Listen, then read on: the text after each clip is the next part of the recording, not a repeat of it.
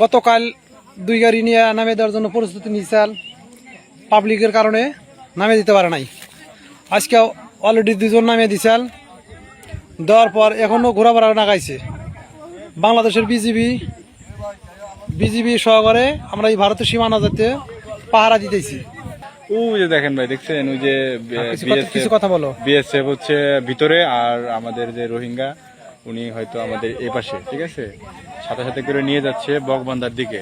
কারণ আমাদের এখানে উত্তেজনা খুবই বেশি, এখান দিয়ে মানে তারা কোনোভাবেই নিয়ন্ত্রণে রাখতে পারবে না, সেজন্য তারা ধীরে ধীরে বকবান্ধার কাছে যাচ্ছে।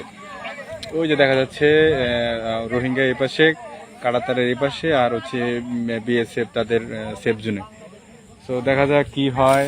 তবে আমাদের সাথে বিজিবি আছে, তারা সেফ জোনে আছে, তারা পজিশন নিয়ে আছে, তারা তাদের সাথে আমরা আছি ইনশাল্লাহ একমত। তারা যেটা বলবে আমরা সেটাই করব। তবে আমাদের ভরসা থেকে তারা খুব সাহস পাচ্ছে, এটা তারা বলতেছে। তো আমরা সবসময় তাদের পাশে আছি।